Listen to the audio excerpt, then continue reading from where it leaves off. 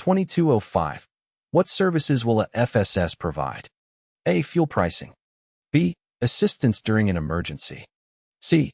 Clearance to taxi for takeoff.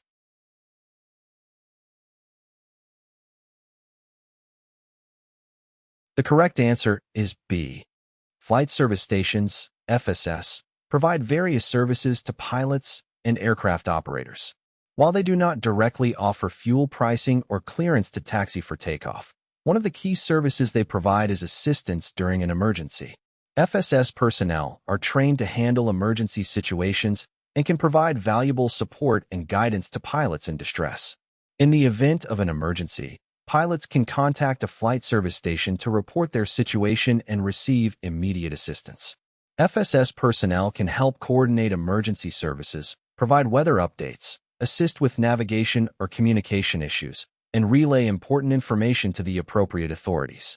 Additionally, flight service stations offer a range of other services such as providing pre-flight and in-flight weather briefings, filing and opening flight plans, disseminating notice to airmen, NOTAM, information, and offering general aviation support and information. It's important for pilots to be familiar with the services provided by flight service stations and know how to contact them in case of an emergency or to obtain necessary information for their flight. 2006. When outbound from an airport with a UNICOM station on the published Common Traffic Advisory Frequency, CTAF, and there is no tower or flight service station, FSS, the pilot should contact UNICOM or use self-announced procedures on CTAF before A. Engine start. B. Taxiing and before taxiing on the runway. C. The pre-flight inspection.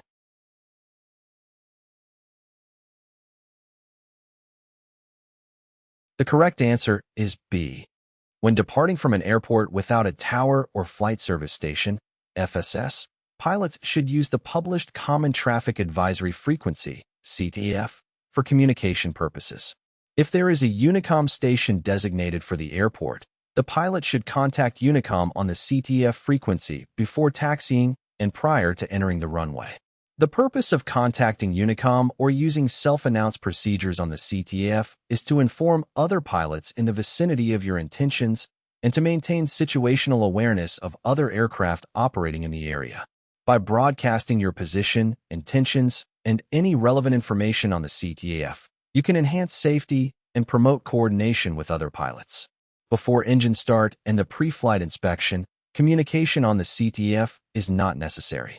However, once ready to taxi and before entering the runway, it is important to establish contact on the CTAF frequency to ensure proper communication with other aircraft in the vicinity. This helps maintain separation and promotes a safe operating environment at uncontrolled airports. It is worth noting that pilots should always consult the appropriate aeronautical publications for the specific frequency and procedures applicable to the airport they are operating from.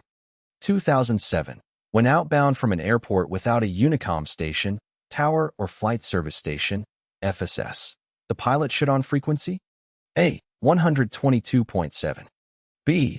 122.9, C. 122.8.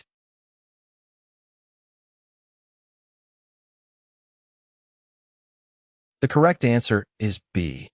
When departing from an airport without a UNICOM station, tower, or flight service station, FSS, pilots should use the MULTICOM frequency of 122.9 for communication purposes. MULTICOM is a frequency designated for self-announced procedures and airport advisory practices at uncontrolled airports. By tuning their radio to 122.9, pilots can monitor the frequency and make self-announcements regarding their intentions, position, and other relevant information while operating in the vicinity of the airport. This helps enhance situational awareness and promotes coordination with other pilots in the area. It's important to note that the specific frequency and procedures for each airport may vary, so it's always recommended to consult the appropriate aeronautical publications, such as the sectional chart or chart supplement, for the most up-to-date information on the frequency to be used at the specific airport you are departing from. 2015. You have just landed at a towered airport, and the tower tells you to contact ground control. When clear of the runway, you are considered clear of the runway when A. All parts of the aircraft have crossed the hold line. B. The aircraft cockpit is clear of the hold line. C. The tail of the aircraft is clear of the runway edge.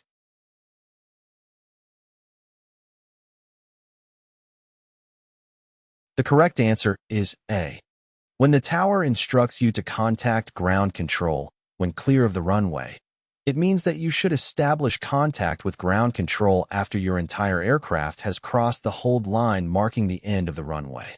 The hold line is a painted marking on the taxiway that indicates the point where aircraft should stop and hold, typically before entering or crossing an active runway.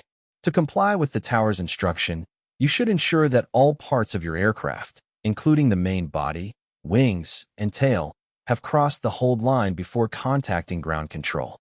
By waiting until your aircraft is completely clear of the runway, you minimize the risk of interfering with other aircraft on the runway and ensure a safe transition from the runway to the taxiway. 2016.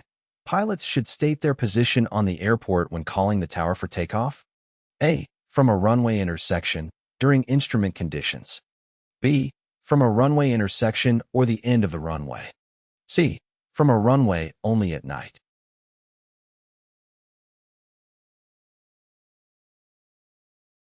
The correct answer is B.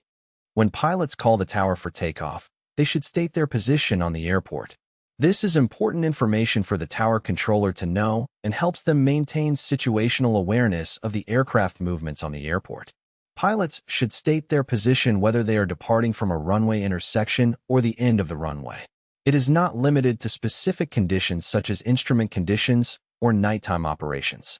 By stating their position, pilots provide the tower controller with information about their location on the airport, which helps in coordinating their departure and ensuring safe separation from other aircraft. So, regardless of the conditions or time of day, pilots should state their position on the airport when calling the tower for takeoff.